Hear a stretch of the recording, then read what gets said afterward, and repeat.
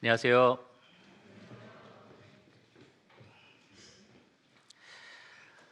반갑습니다. 저희가 교회력에 따라서 말씀을 전하거나 이렇게 교회 행사를 준비하지는 않지만 특별히 이번 연도에 그 네 번의 주일이 24일 크리스마스 이브까지 해서 딱 이렇게 12월에 구성이 돼 있더라고요. 그래서 딱 알맞게 우리가 주님의 오심에 대해서 주님께서 육신을 입고 이 땅에 나신 성육신 사건에 대해서 기념하고 또 묵상할 수 있는 그런 특별한 주일들이 되겠다라고 생각이 들어서요. 지난주에 이어서 오늘 이 선지자의 글이 말하는 성육신에 관하여 좀 말씀을 전하려고 합니다. 여러 가지 본문들을 좀 참고해서 말씀을 전할 거고요. 지난번에는 모세의 율법, 그러니까 모세 오경에 기록되어 있는 예수님을 가리켜서 이 성육신에 관하여 예언되어 있는 내용을 좀 살펴봤고요. 오늘은 그 이후로 선지자들이 기록한 내용들을 통해서 이제 예수님의 성육신을 가리켜 하신 말씀들, 그것을 또 예수님 어떻게 성취하셨는지 좀 살펴보려고 합니다. 계속해서 말씀드리지만 예수님의 이 성육신 사건, 2000년 전에 육신을 입고 이 땅에 나신 그 사건은 예고 없이 일어난 사건이 아닙니다. 돌발 사건이 아니다라는 말씀입니다. 창세 전에 하나님이 계획하신 사건이고요. 또 창세 후에, 그러니까 태초부터 하나님께서 말씀하신, 예고하신 그런 하나님의 주권적인 계획이었습니다.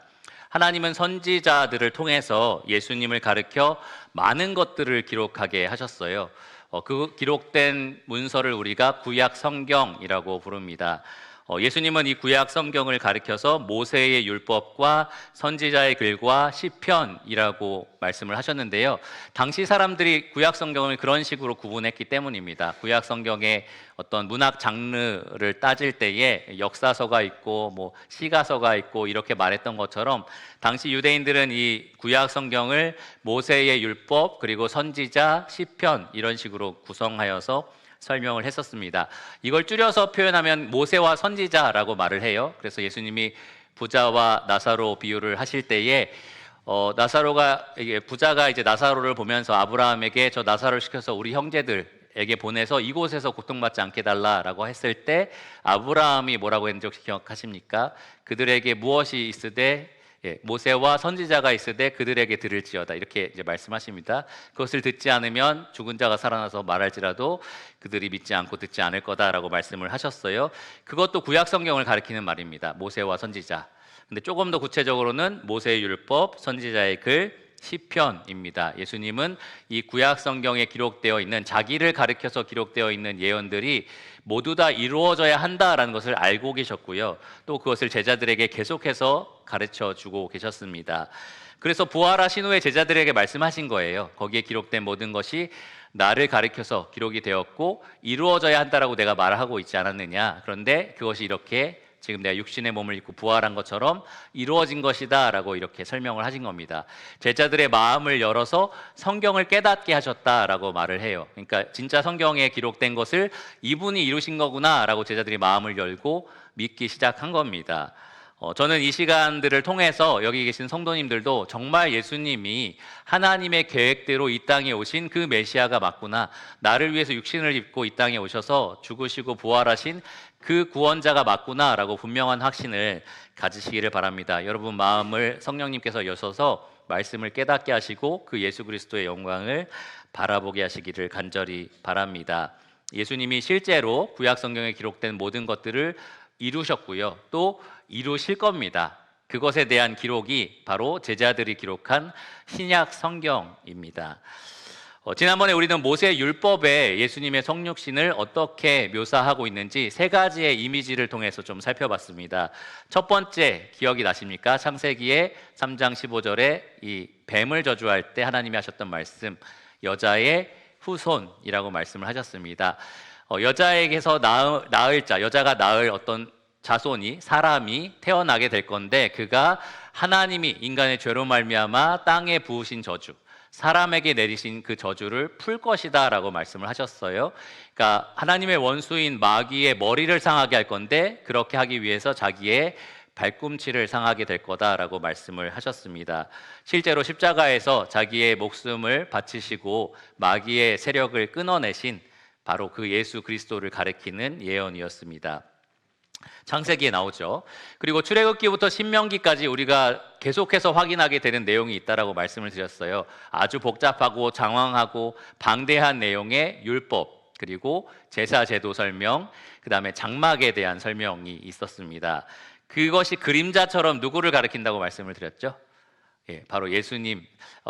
강단에서 물어보는 질문의 거의 7, 80%의 답은 예수님 아니면 성령님이라고 얘기를 해요. 근데 어쨌든 그래서 예수님을 가리킵니다. 율법이 요구하는 것을 사람은 절대로 만족시킬 수 없다. 율법이 계속해서 이 백성들에게 보여주는 그런 장면이었는데, 예수님께서 그 율법의 요구를 완벽하게 이루시는 흠없고 점없는 하나님의 어린 양으로서 이 땅에 육신을 입고 오셨습니다. 모든 제사 제도가 그림자처럼 보여졌던 이 인간의 죄를 위해서는 단번에 영원히 바쳐질 제물이 필요하다. 하나님과 인간 사이에 영원한 살아계시는 중보자가 필요하다. 그것을 예수님이 이 땅에 오셔서 직접 이루셨습니다. 구약 성경에 기록된 많은 장막에 대한 설명들, 결국엔 장막이라는 것은 하나님의 임재가 백성 가운데 머물게 하기 위해서 존재했던 임시적인 장소인데요. 예수님이 이 땅에 오셔서 영원한 장막, 성막이 되어 주셨습니다.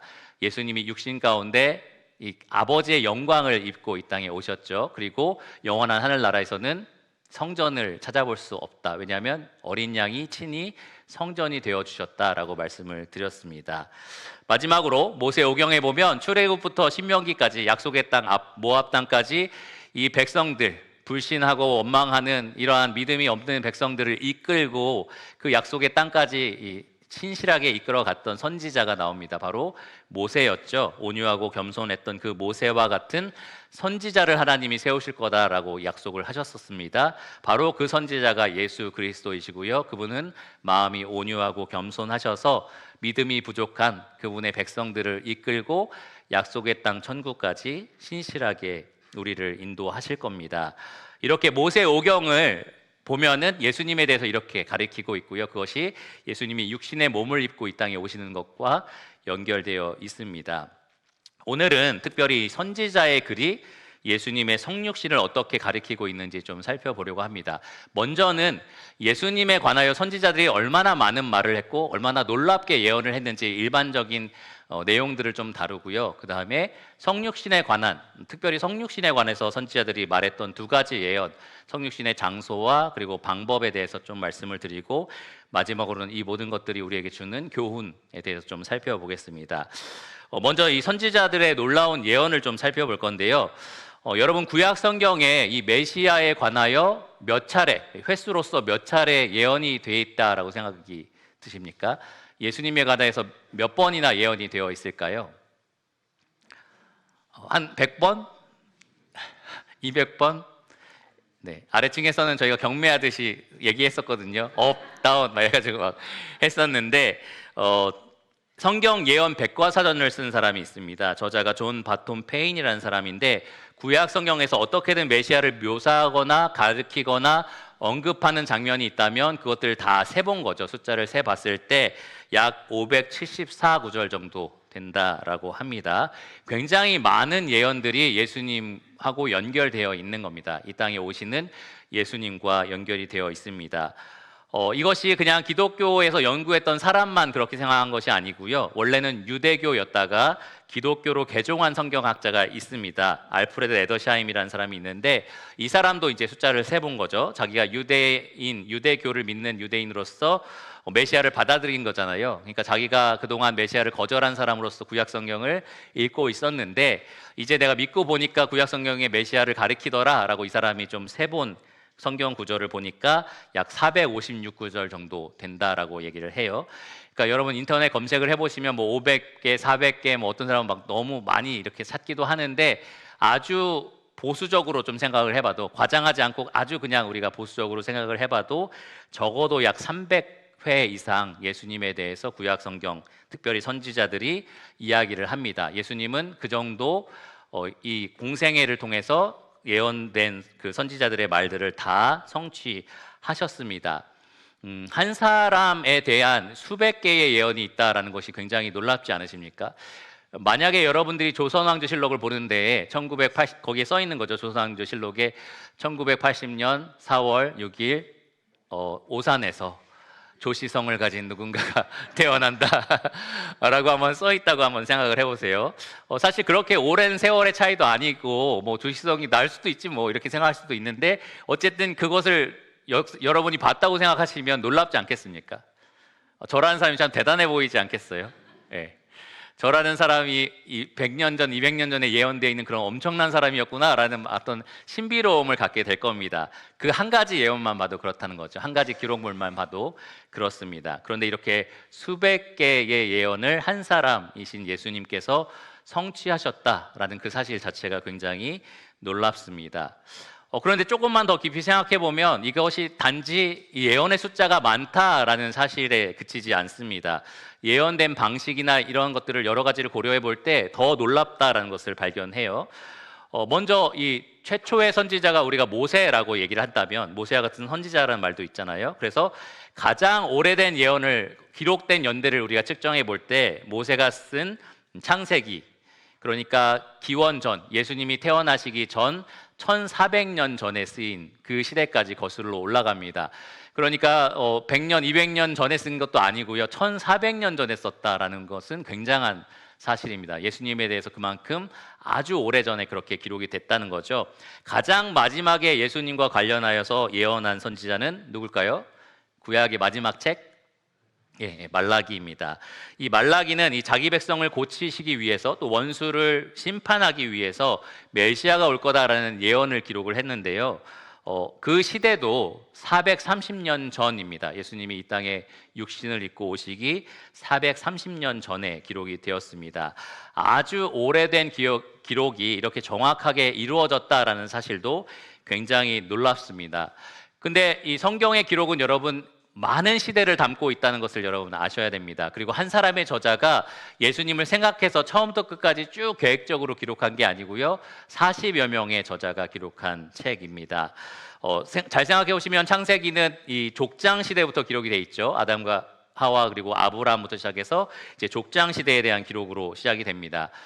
이스라엘이 애굽의 노예가 됐던 노예 시대가 기록이 되어 있고 출애굽해서 광야를 지나는 광야 시대도 기록이 되어 있습니다. 그리고 이 약속의 땅을 정복하는 정복 시대, 그리고 각각 지파들이 사사들을 세워서 다스렸던 사사 시대, 그리고 이스라엘을 통일시킨 왕이 나오죠. 그러면서 사울, 다윗 그렇게 왕들이 계속해서 세워지는 왕국 시대가 있고요. 그리고 제국에게 팔렸다가 다시 자기 나라를 재건하는 재건 시대, 이렇게 구약 성경에는 족장 시대부터 재건 시대까지 많은 시대적인 배경을 가지고 있는 기록물이 있습니다. 그런데 그 시대마다 하나님이 선지자들을 다 세우셨고요. 그 시대마다 각각 다른 영향, 다른 문화권을 가진 사람들이 이 한 메시아에 대한 기록을 한 겁니다. 선지자들이 예언을 한 거죠. 그런데 그 모든 시대, 모든 다양한 배경과 환경 속에서 기록한 예언이 단 한 사람에게 마치 퍼즐 조각이 맞춰지듯이 맞아떨어진다는 것, 굉장히 놀라운 일이 아닐 수 없습니다. 애굽의 문화의 영향을 받았었고 아수르나 바벨론, 페르시아 문화의 영향을 받았었습니다. 그리고 기록한 사람들이 평민도 있었고 왕도 있었고요. 또 학자도 있었고 농부도 있었습니다. 어떤 선지자는 농사 짓다가 하나님이 너 이제부터 나의 선지자가 되라 라고 불러서 선지자 역할을 하기도 했어요. 그러니까 굉장히 다양한 배경과 굉장히 다양한 문화 속에서 그러한 가지고 있는 그런 자질들, 그리고 또 특별한 성격들, 그런 것들이 다 반영되어서 각각 다른 예언들을 했는데 그것이 예수님에게 딱 맞아 떨어진 겁니다. 히브리어, 아람어 이렇게 두 가지 다른 언어 체계로도 기록이 됐었고요. 그것이 한 분 예수님에게 성취된다라는 것이 굉장히 놀라운 사실입니다. 기독교에 대한 배경이 없는 분들은 기독교에서 그냥 구약 성경이라고 해서 자기들이 만들어낸 경전으로 예수님한테 이렇게 맞춰서 그렇게 기록한 거 아니냐, 이렇게 이제 착각하는 분들, 오해하는 분들도 계시거든요. 근데 여러분, 유대인들은 예수님을 메시아로 받아들입니까? 받아들이지 않습니까? 대부분 받아들이지 않죠. 그들이 구약 성경을 하나님의 책이라고 받아들입니까? 받아들이지 않습니까? 받아들입니다. 이 구약 성경이 역사적으로 정말로 신뢰할 수 있는 문서라는 것, 특별히 하나님이 그들에게 주셨다는 것도 다 받아들여요. 그런데 거기에서 가르치고 있는 예수님은 그들이 믿지 않는 겁니다. 그러니까 이것이 이 기독교, 이 유대교를 개종한 기독교에서 만들어낸 이야기가 아니다는 거예요. 실제로 하나님께서 이스라엘 민족에게 주신 경전에서 우리는 이 모든 예언을 성취하신 한 분 예수 그리스도를 발견합니다. 그것에 대한 증언으로 우리가 신약 성경을 가지고 있는 겁니다. 그런데 여러분, 이 모든 다양한 배경과 다양한 여러 가지 요인들이 딱 맞아떨어져서 한 사람에게 이루어질 확률이 얼마나 될까요? 이것을 실제로 연구한 사람이 있습니다. 피터 스토너라는 수학자가 있어요. 수학을 전공한 학자, 교수입니다. 과학을 말하다라는 책을 썼는데 한 10년 정도 자기 여러 학생들과 더불어서 이 예수님께서 이 여러 가지 예언들을 성취할 확률을 계산해 봤다라고 얘기를 해요. 그런데 너무 예언들이 많기 때문에 이 내용 면에서, 그러니까 횟수로는 약 400회, 500회 정도 되지만 예수님이 성취하신 내용들을 봤을 때는 한 60개 정도의 내용이 있다라고 합니다. 그런데 그 60개를 다 확률로 계산하지 않고요. 그 중에 8개만 뽑아서 확률로 계산을 해봤다고 합니다. 이 8개의 예언을 한 사람이 동시에 성취할 확률이 얼마나 되는가. 이 8개의 예언은 각각 이렇습니다. 첫 번째로는 메시아가 태어날 장소, 여러분 다 알고 계시죠? 미가서 5장 2절에 기록되어 있고요. 두 번째로는 메시아 앞서 사자를 보내실 것이다 라는 예언, 말라기에 기록이 되어 있습니다. 세 번째로는 예수님께서 메시아가 나귀 새끼를 타고 입성하실 것이다 라는 예언, 스가랴에 기록이 되어 있고요. 또 친구, 가까운 동료의 배신을 당하게 될 것이다, 같은 스가랴에 기록이 되어 있습니다. 은 30에 팔릴 것, 그리고 은 30으로 토기장이의 밭을 사게 될 것, 그리고 동정녀 탄생을 할 것이다 라는 것과 마지막으로 그 메시아가 고난받고 죽으실 것이다 라는 예언, 이렇게 총 8가지 예언만, 나머지 60개가 아니라 8가지만 뽑아서 이 8가지를 동시에 한 사람이 이렇게 성취할, 이루어낼 확률을 그들이 계산을 해본 거죠. 얼마나 될까요? 이 숫자가 여러분에게 와닿는지 잘 모르겠지만 10경분의 1이라고 얘기를 합니다. 경이라는 숫자를 여러분이 와닿지 않을 거예요. 나는 집에 1경 정도 돈이 있다라는 분 없으시죠? 나라의 그 전체 예산도 경이 되지 않습니다. 그러니까 굉장히 높은 확률입니다. 그러니까 높은 확률이 아니라 높은 숫자예요. 그러니까 그 엄청나게 이루어지기 어려운 희박한 그러한 확률입니다. 1 뒤에 0이 17개가 붙어요. 그리고 그분의 1로 이제 나가는 겁니다. 이것이 그렇게 쉽게 와닿지 않으실 거예요. 그래서 이 학자가 설명하기를 이렇게 설명을 합니다. 이제 미국의 이 텍사스의 영토가 이 한국의 한 3.5배 정도 된다고 해요. 그 영토 면적을 여러분 한번 마음속에 상상해 보시기 바랍니다. 한국 영토의 한 3.5배 정도 되는 땅이 여러분 눈앞에 있는 거죠. 거기에 우리나라 1원짜리 동전을 빽빽하게 빈틈없이 바닥에 깔아 넣는 겁니다. 그리고 그것을 한 1.5m 정도 높이가 되도록 쌓아 올리는 거죠. 그리고 거기 하나에다 여러분 이름을 씁니다. 그리고 나서 딱 한 번에 그 동전을 찾아낼 확률이라고 얘기를 해요. 얼마나 높은 확률입니까? 굉장히 낮은 확률이죠. 그런데 제가 말씀드린 것처럼 이것은 8개의 예언을 적중시킬 확률이고요. 예수님에 대한 예언의 내용은 적어도 60개 정도가 있습니다. 그러니까 그것을 성취할 확률은 기하급수적으로 굉장히 희박해지는 그러한 확률을 갖게 됩니다. 쉽게 말하면 불가능하다라고 말하는 게 맞을 거예요. 거의 불가능에 가깝다. 우연을 겹쳐서 어쩌다가 그거를 꼭 뽑을 수도 있지 않냐라고 말할 수 있지만 대부분 상식을 가진 사람들은 그럴 수 없다라고 생각을 할 겁니다. 이 예수님에 대한 예언이 우리에게 이렇게 직접적으로 성취됐다는 것은 그만큼 무엇을 보여주느냐? 아주 뚜렷한 하나님의 손길을 보여줍니다. 하나님이 분명히 역사하셨다라는 겁니다. 그 확률을 뚫고 우연히 만들어낸 사건이 아닌 거죠. 정말로 이것을 모든 것을 합력하여 섭리로 이루어내신 하나님의 손길이 여러분 보이셔야 합니다. 그러면 구체적으로 이 성육신에 관한 예언 2가지를 좀 살펴보도록 하겠습니다. 구약의 예언들 중에서 선지자들이 예수님의 성육신에 대해서 2가지 뚜렷한 예언을 했습니다. 이것을 본격적으로 어떻게 예수님이 성취하셨는지도 좀 살펴보려고 하는데, 첫 번째로는 바로 성육신 하신 장소입니다. 예수님이 육신을 입고 태어나신 장소 어딜까요? 네, 베들레헴. 몇 분밖에 얘기 안 하시는데 아마 다 아실 거라고 생각합니다. 베들레헴이죠. 여러분 찬송도 부르셨잖아요. 예, 베들레헴에서 나신 주 막 이렇게 불렀잖아요. 미가서 5장 2절, 주님께서 육신을 입고 이 땅에 오시기 약 700여 년 전에 기록되어 있는 예언입니다. 미가라는 선지자가 썼고요. 이렇게 기록을 했습니다. 베들레헴 에브라다야. 에브라라는 지역, 에브라닷이라는 지역이 있는데요. 이 에브라이라는 이 지역은 베들레헴의 옛 이름입니다. 그래서 베들레헴을 다시 한번 부르시는 거죠. 그리고 나서 이렇게 말씀하십니다. 너는 유다 족속 중에 작을지라도 이스라엘을 다스릴 자가 너에게서 내게로 나올 것이라. 그의 근본은 상고의 영원에 있느니라. 이제 하나님께서 선지자를 통해서 베들레헴이라는 땅에서 가장 유다에서 볼품없고 이름이 알려지지 않은 작은 시골 마을에서 이 이스라엘 전체를 다스리실 왕을 나게 하실 거다라고 이렇게 예언을 하는 겁니다.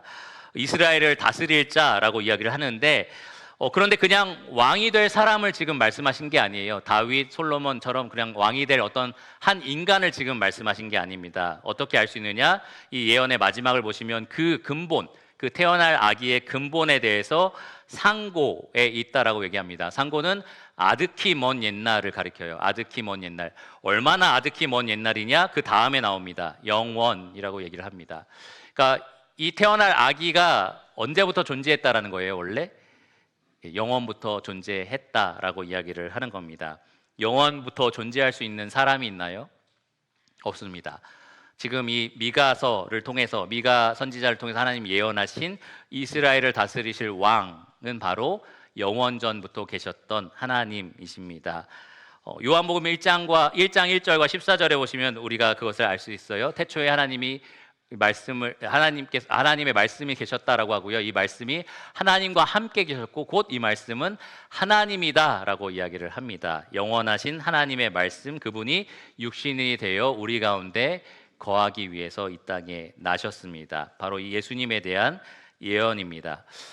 이 예언을 부지런히 연구하는 학자들이 있었어요. 예수님 당시에 태어나실 때쯤에 이 예언서들을 열심히 보존하고 필사해서 계속해서 남기고 또 이것을 연구하는 학자들이 있었습니다. 유대인들 중에 이들을 가리켜서 보통 서기관이라고 이렇게 불렀어요. 서기관들이고 그 서기관들을 감독하는 사람이 제사장들이었습니다.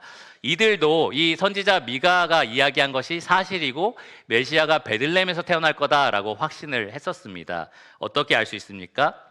동방에서 박사들이 예루살렘에 찾아왔죠. 별을 보고 찾아와서 유대인의 왕으로 나신 이가 어디 있습니까? 라고 물어봅니다. 그러니까 헤롯 왕이 이제 제사장과 서기관들을 불러 모아놓고서 어딘지 얘기해봐라 라고 얘기를 하죠.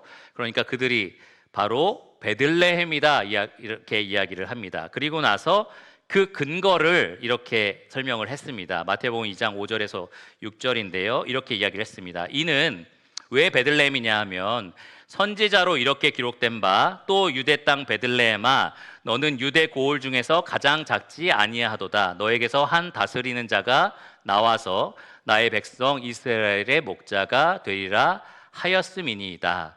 바로 이 선지자의 예언 때문에 메시아는 반드시 유대인의 왕으로서 베들레헴에서 태어나셔야 합니다. 이 성경을 연구했던 사람들이 그렇게 생각을 했던 겁니다. 그리고 그 말씀 그대로 예수님은 유대인의 왕으로서 약속되었던 그 예언되었던 장소 베들레헴에서 나셨습니다. 여러분 어려서부터 또 교회에 다니고서부터 예수님 베들레헴에서 태어나셨어요. 베들레헴의 구유에 누인 아기 이런 노래들을 계속 부르셨기 때문에 당연히 베들레헴에서 태어나지.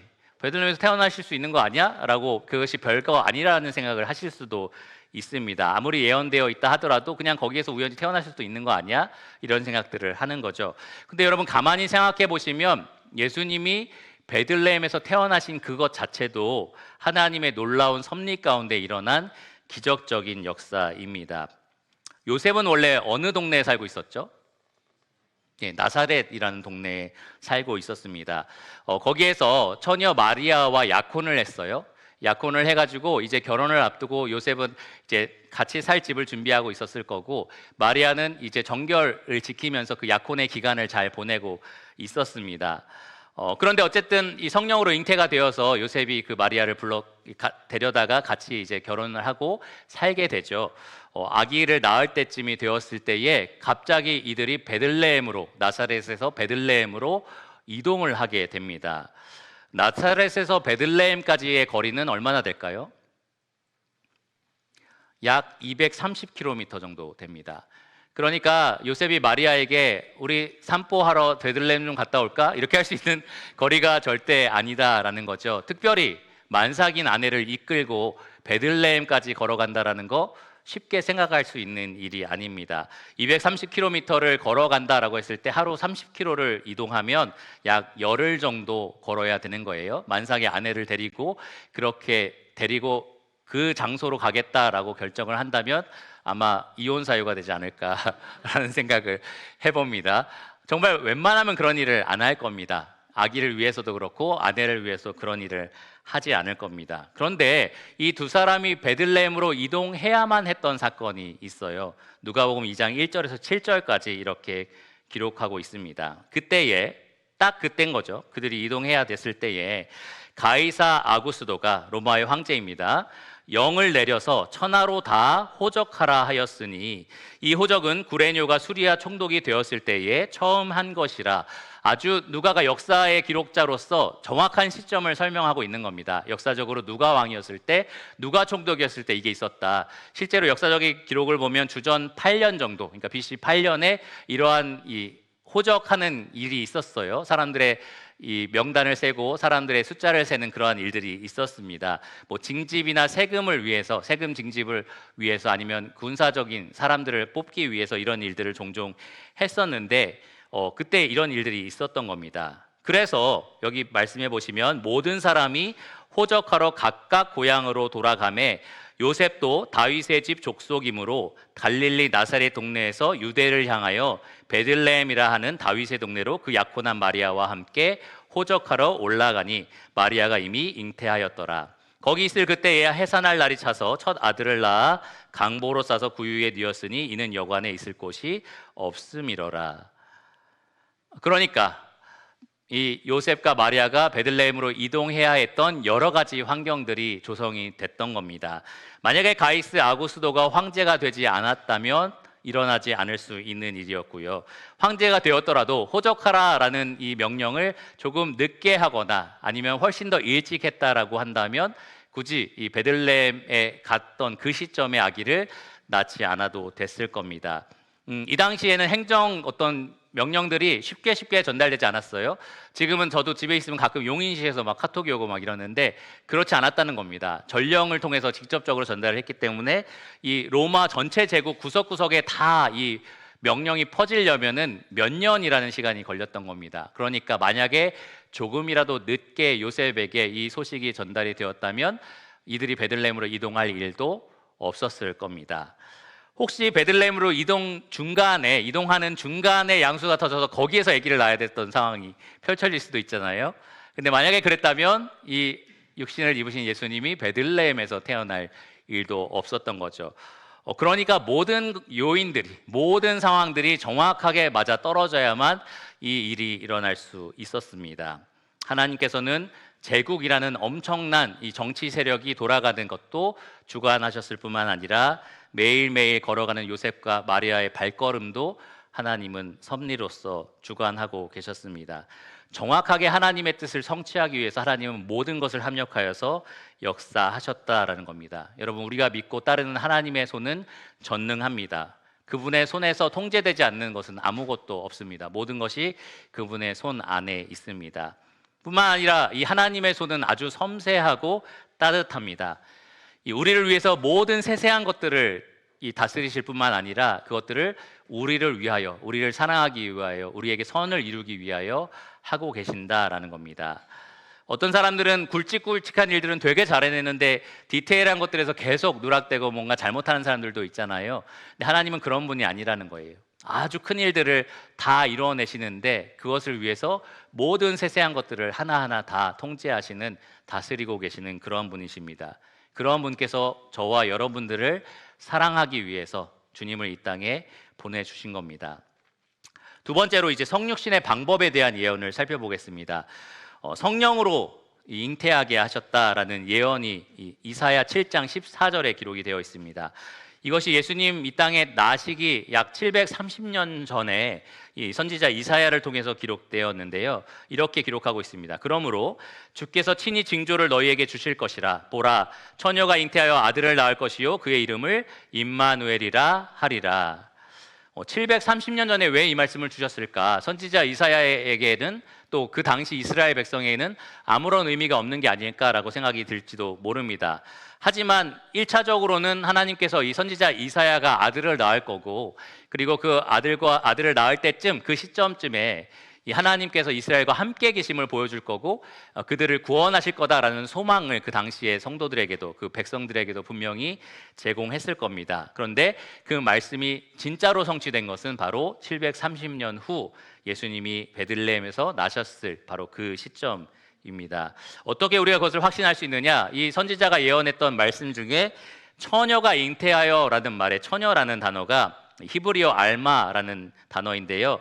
결혼 정년기의 소녀, 아직 남자와 그런 관계를 맺지 않은 결혼 정년기의 소녀를 가리킬 때 이 단어가 사용이 되었습니다. 그러니까 이사야의 아들은 아닌 거예요. 실제로 결혼한 사람으로서 아들을 낳은 거니까 그것은 아닌 겁니다. 실제로 처녀인데 아기를 낳은 사람, 우리가 알고 있는 사람, 성경에 나온 사람 한 명밖에 없죠. 이 마태복음에 나오는 사람, 누가복음 1장의 27절에 이 요셉이 약혼했던 여인, 바로 처녀 마리아입니다. 이 마리아를 가리켜서 계속해서 처녀라는 말을 사용할 뿐만 아니라 천사가 이제 이 마리아를 찾아와서 이렇게 이야기를 합니다. 보라, 네가 잉태하여 아들을 낳으리니 그 이름을 예수라 하라.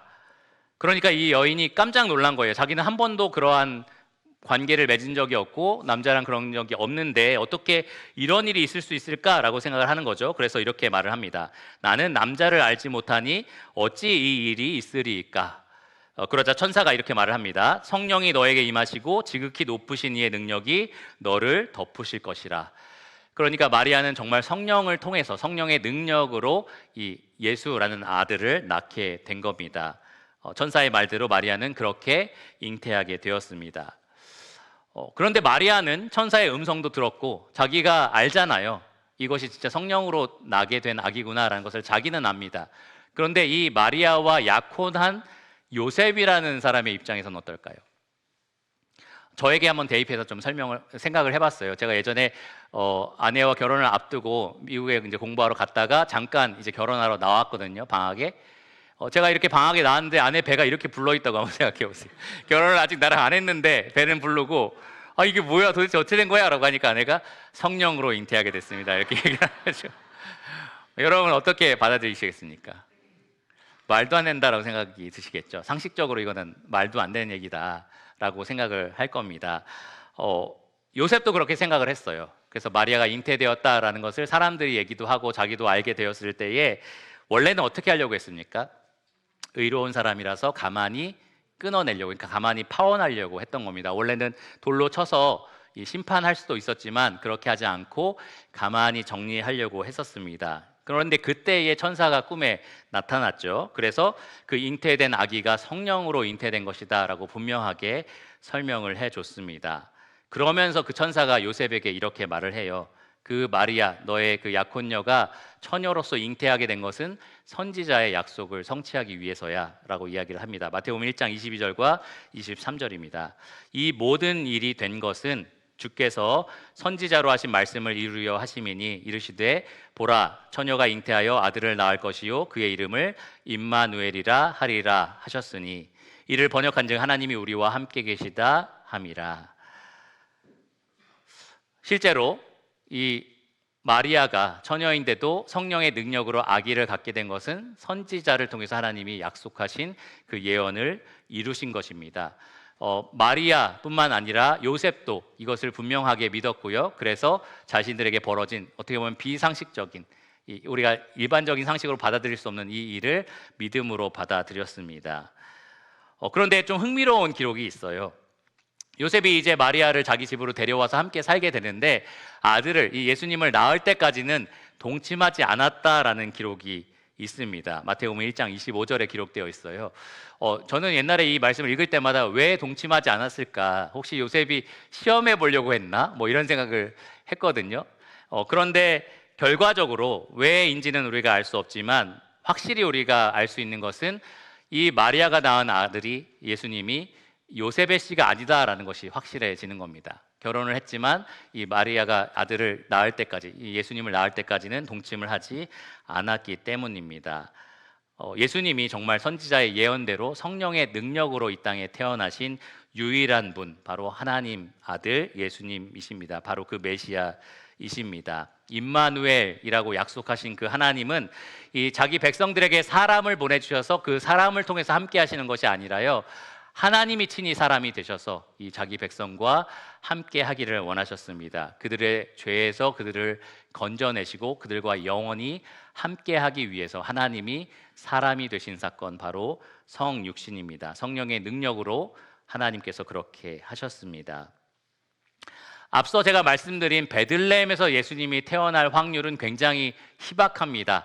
여러 가지 요인과 가능성들이 다 맞아떨어져야지 겨우 이루어질 수 있는 그러한 신비로운 일이다라는 말씀입니다. 그런데 지금 제가 말씀드린 성령으로 잉태되는 것은 가능성이 진짜 제로입니다.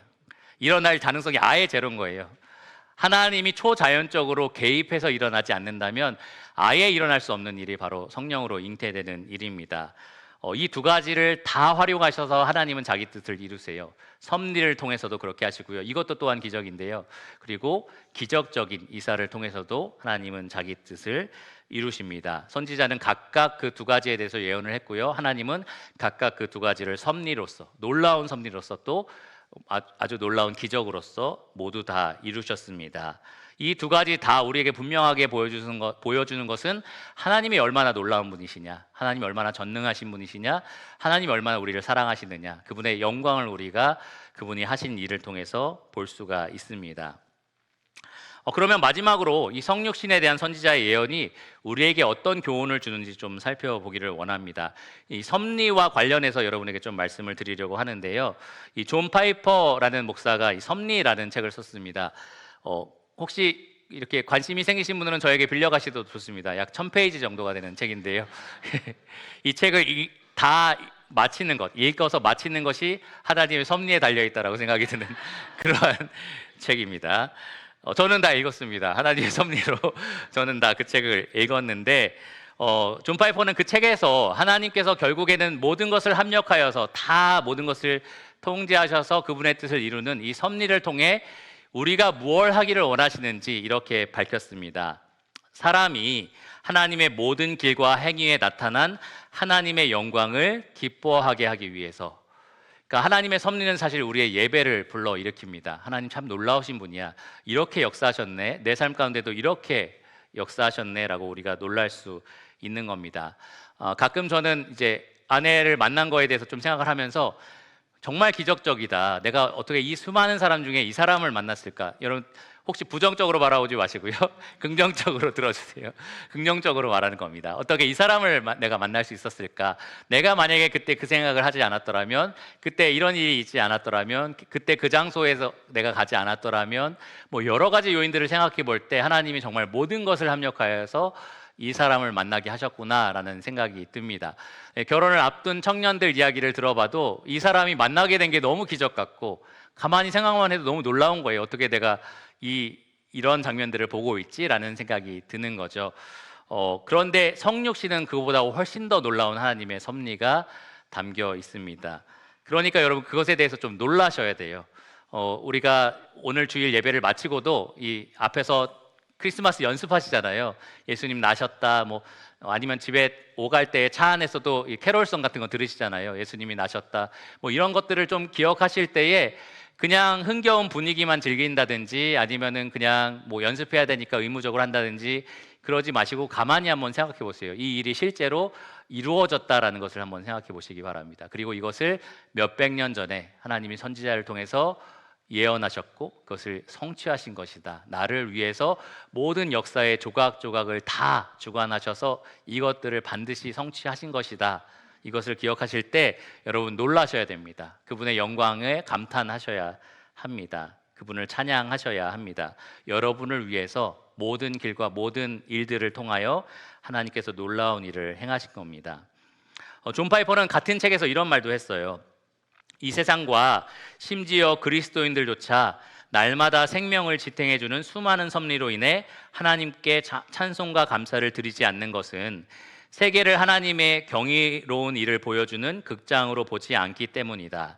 그들은 세계를 지성이 없는 자연 법칙에 따라 움직이는 거대한 기계로 본다.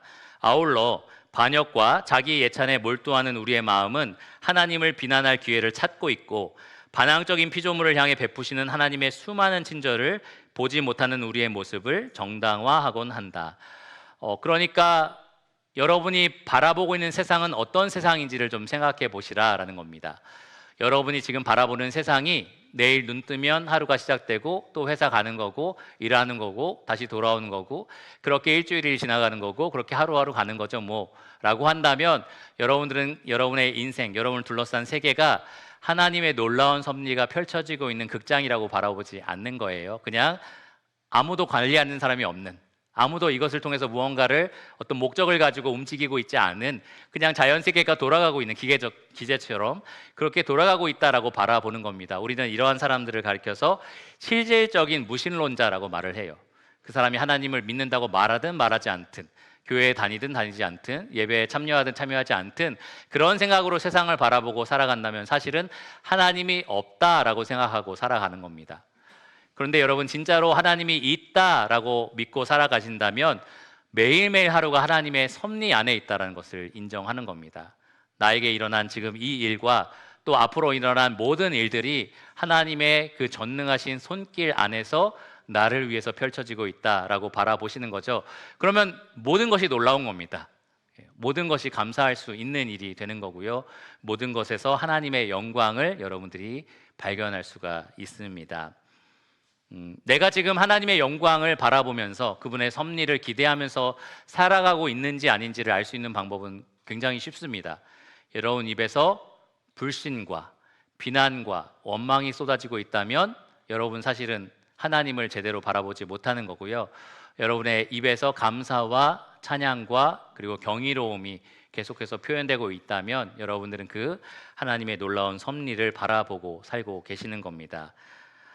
우리가 지난 수요일에 시편 106편을 통해서 아주 놀라운 말씀을 듣게 되었어요. 하나님께서 이스라엘 백성들에게 하신 일들을 쭉 이야기하면서 그 백성들은 얼마나 그 사실들을 잊으면서 살았는지 그렇게 죄를 고백하는 내용이었습니다. 저도 같이 고백하고 싶더라고요. 저도 그렇습니다 라고 고백을 하고 싶었습니다. 사실은 우린 종종 그렇게 생각을 해요. 내가 내 눈앞에서 홍해가 갈라지면 난 절대 의심 안 해. 내가 진짜 아침에 일어나면 매일매일 만나가 내린다? 나는 절대 의심 안 해. 이렇게 내가 만약에 집에 있는 반석이 아니라 이 강대상이라고 생각해 보시고요. 제가 이걸 내리치니까 물이 막 나와요. 여러분 저를 믿으시겠습니까? 믿지 않겠어요? 우리는 절대 의심 안 한다라고 생각합니다. 10가지 재앙이 어떤 악한 나라에 쏟아지는 걸 내가 보게 된다? 나는 그럼 하나님 절대 원망하지 않고 내 삶에서 하나님이 뭔가 하실 거다라는 그런 믿음 갖고 살 거야 라고 생각을 해요. 근데 여러분, 성경에 기록된 가장 놀랍고 가장 신비로운 기적이 바로 성육신입니다. 애굽의 홍해 사건도 아니고요, 10가지 재앙도 아니고요, 하나님이 사람의 몸을 입고 이 땅에 오셨다라는 사실입니다. 그것이 여러분을 위해서 하나님이 진짜로 베풀어 주신 놀라운 기적이고요, 놀라운 섭리의 결과물입니다. 그런데 우리가 그것을 잊어버리고 사는 거예요. 이스라엘 백성처럼 계속해서 잊어버리고 사는 겁니다. 날마다 우리에게 친절을 베푸시는 그 하나님의 손길을 우리가 불신하는 겁니다. 영생을 날마다 우리에게 베푸시는 그 하나님을 우리가 잊어버리고 사는 겁니다. 그러니까 여러분, 절대로 잊지 마시기 바랍니다. 항상 기억하기 위해서 애쓰시기를 바랍니다. 항상 놀랄 준비를 하세요. 하나님, 나에게 이런 섭리를 베푸셨군요 하고 놀랄 준비를 하시기 바랍니다. 물론 지금 현재 아주 힘들고 어려운 삶을 살고 계신 분이 계세요. 너무나 깜깜한 사망의 음침한 골짜기를 걸어가는 것처럼 제가 생각해도 인간적으로 볼 때 저분에게 도대체 어떤 위로를 건네줄 수 있을까, 그러한 상황 가운데 계신 분들도 분명히 있습니다. 그런데 저는 하나님이라서 모르지만 하나님은 여러분을 향해서 분명한 계획을 가지고 계십니다. 하나님은 그 주권적인 손길로 여러분을 위해서 모든 것들을 합력하여서 선을 이루어내실 겁니다. 그냥 막연히 그럴 거야 라고 말씀드리는 게 아니에요. 성육신 사건을 통해서 우리가 확신할 수 있는 내용입니다.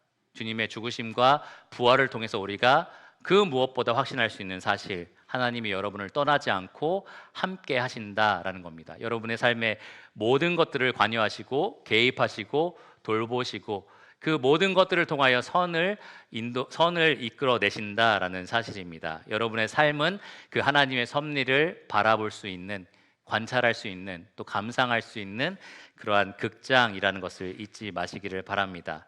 불신불평 쏟아내지 마시고요, 믿음으로 하나님께 여러분의 마음을 고백하시기 바랍니다. 감사로 반응하시기를 바랍니다. 때로는 제가 그럴 때가 종종 있어요.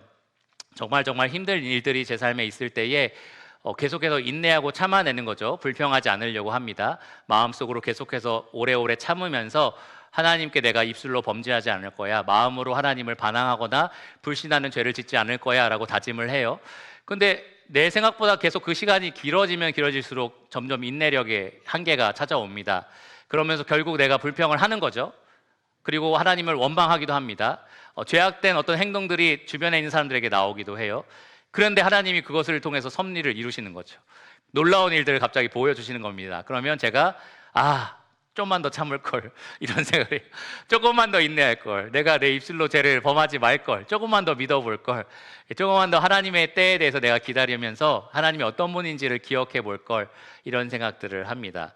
여러분 지금 어떤 어려움을 통과하고 있을지 모르지만 결과적으로 여러분들은 천국의 찬란한 영광이 빛나는 그 결말을 향해서 가고 있습니다. 그리고 이 땅에서도 하나님 여러분을 위해서 준비된 좋은 것들을 가지고 계십니다. 그러니까 좀만 더 참으세요. 조금만 더 인내하시고요, 내가 입술로, 마음으로 하나님을 배신하지 않겠다, 내가 더 믿어보겠다, 하나님을 더 붙들겠다라는 마음을 가지시기를 바랍니다. 그런 것들이 의심될 때에 여러분이 생각해 봐야 할 것이 하나님이 여러분을 위해서 행하신 이 놀라운 일들입니다. 그 중에 성육신이라는 가장 아름다운 일이 있습니다. 선지자를 통해서 예언한 이 성육신 사건이 여러분에게 진짜 감사와 찬양을 가져다 주는 그런 놀라운 일이 되기를 바랍니다. 특별히 아직 이 성탄절이 많이 남았는데요, 여러분 준비하는 모든 시간 동안, 또 기억하는 모든 시간 동안, 또 찬양을 통해서, 또 말씀을 통해서 감상하는 주님 오심에 대해서 생각해보는 모든 시간 동안 여러분을 향한 하나님의 섭리에 놀라시고 또 그 하나님을 예배하시기를 바랍니다. 올 크리스마스는 그래서 우리가 딱 그 당일만이 아니라요, 앞으로 주어지는 모든 날 동안 그렇게 하나님의 오심에 대해서 감사하는, 삶으로 예배하고 감사하는 그러한 날들이 되었으면 좋겠습니다. 기도하고 말씀을 마치겠습니다. 하나님 감사합니다. 하나님께서 오래전 선지자를 통해서 예언하신 그대로 예수님께서 이 땅에 육신의 몸을 입고 나셨습니다. 우리가 역사적으로 분명히 일어난 그 사건을 기념하기 위해서 매년 이렇게 크리스마스 행사를 준비하고 또 그날을 생각하며 들뜬 마음으로 찬양을 부르고 또 말씀을 듣습니다. 하나님, 그러한 하나님의 놀라운 섭리와 기적이 담겨 있는 사건을 바라보면서 그 하나님의 손길이 지금도 내 삶을 만지고 있고 또 내 삶을 인도하고 있음을 우리가 잊지 않게 하여 주시기를 원합니다. 날마다 그 사실을 기억하면서 우리 삶이 그 하나님의 섭리가 펼쳐지는 놀라운 극장인 것을 믿음의 눈으로 보게 하여 주시기를 원합니다. 우리 삶에서 원망과 불신이 사라지고 하나님을 향한 굳건한 신뢰와 하나님에 대한 진심 어린 감사가 흘러넘치기를 간절히 원합니다. 하나님께서 이 땅에 오셨을 때에 놓으실 곳 없이 또 하나님을 모실 방 없이 그렇게 천대를 받았다면 오늘 하나님의 백성들에게 있어서는 하나님이 머물 수 있는 그런 준비된 예배자의 마음들이 우리 유평교회 성도들 마음 가운데 가득하기를 바랍니다. 하나님에게 그 열려있는 마음으로 하나님을 모실 수 있고 또 하나님을 예배할 수 있는 그러한 성도들이 되게 해주시기 원합니다. 모든 것을 예수 그리스도의 이름으로 감사하며 기도드렸습니다. 아멘.